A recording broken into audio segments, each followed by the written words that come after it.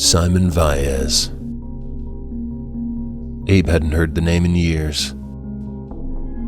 Hadn't seen the face in decades. But he could never forget the legacy and the birth of a dark shadow over Buckeye. The Vaez clan had been one of the original families in Buckeye.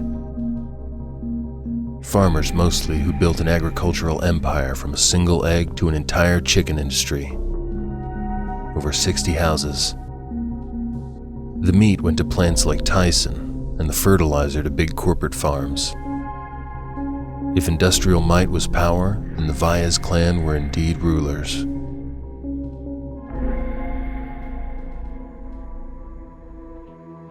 So it was no big surprise that back in the 80s, when a 12-year-old girl named Mindy Vaez was kidnapped, tortured, raped, and her corpse discarded in a soggy ditch, that somebody in the Vaez clan would go on a vigilante rampage.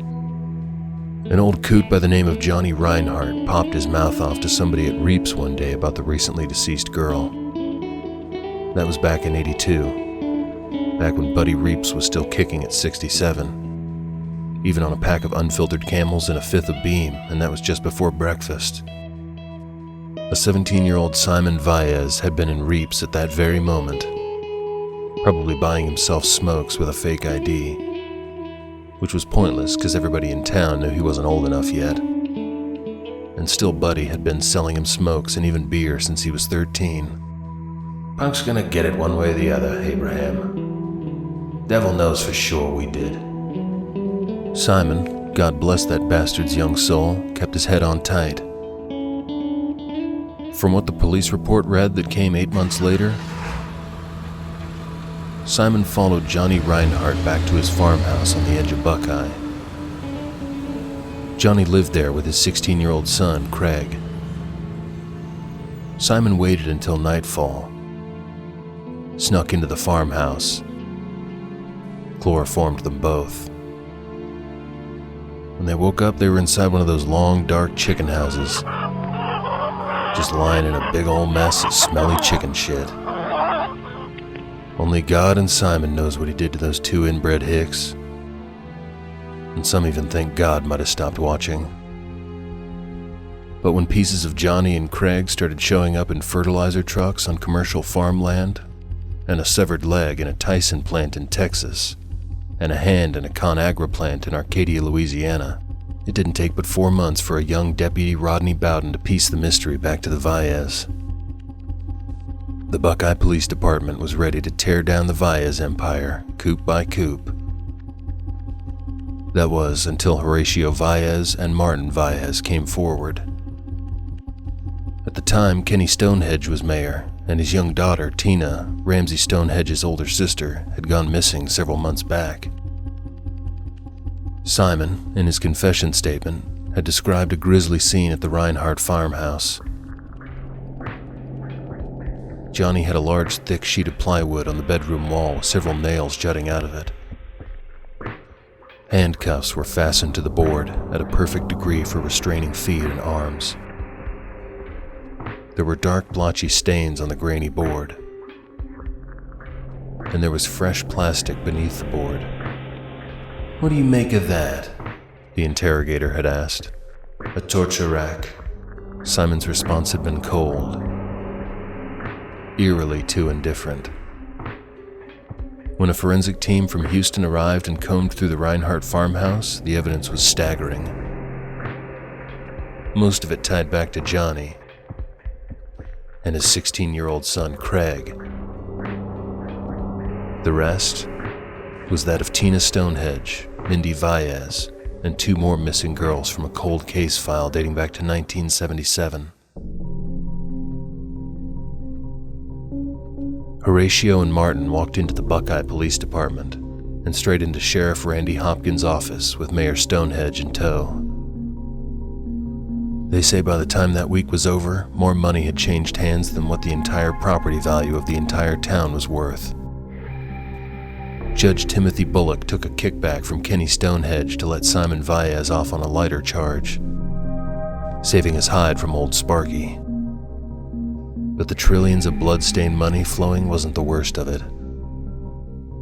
It was the hands that shook beneath tables in a pact that would forever alter the purity of quaint Buckeye forevermore. That was the day the Valles clan became the town's secret enforcers.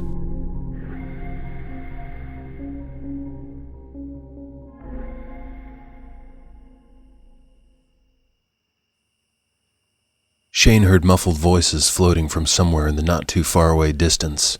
Strip. He froze, craned his neck, and listened. Why? He couldn't make out what the people were saying, but he knew what direction the voices came from. Sarah's pond.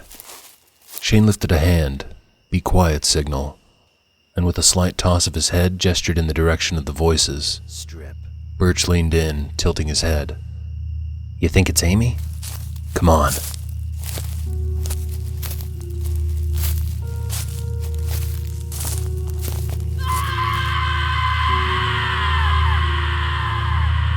Shane crashed to the ground, digging his hands into the weeded, briar-sheathed soil. The Iraqi desert.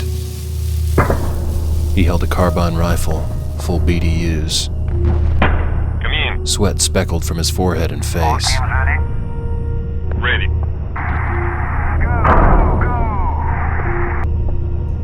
Taking fire. Ambush. I'm hit. Pull back. Pull back. Get to the base. Sergeant Torrey was in the Abraham, the tank that was just reduced to a smoldering carcass of metal on dead tracks. In Twilight's gloom, the burnt metal glowed dejectedly. 43 minutes later, they'd pulled the Sarge from the wreckage. He'd been reduced to a 1. Just a torso.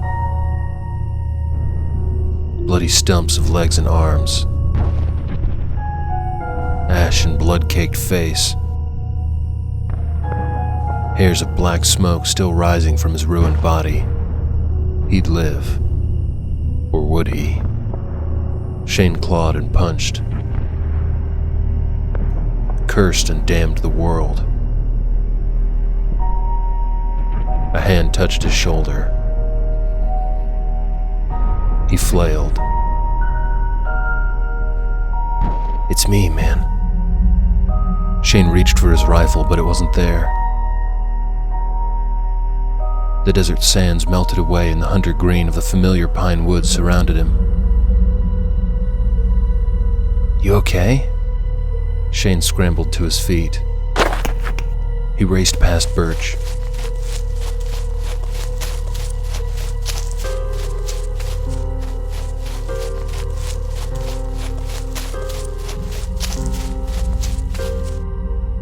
The trees broke, giving way to the sparse clearing where the wooded pond began.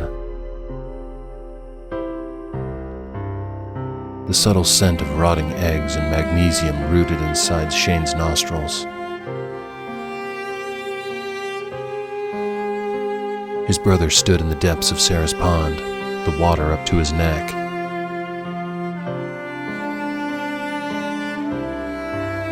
His face was swollen with one large cut down the side of his cheek. Scooter grinned, showcasing a missing tooth on the left side of his pathetic and forced smile. The damn kid looked possessed. Stared dead ahead like he was in a drug-induced trance. Scooter considered him. A painful glaze of lost and forlorn distance. Was his brother even conscious? Was he high? Shane jogged to the banks of the muddy pond. Scooter took one step forward and vanished beneath the brackish water. Scooter!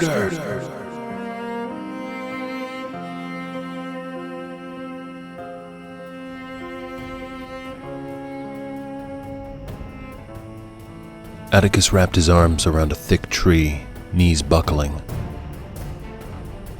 Carmen approached, placing a hand on his back. What's wrong? He started to shake, uncontrollably. He tightened his grip on the tree, but it wasn't enough to keep him vertical.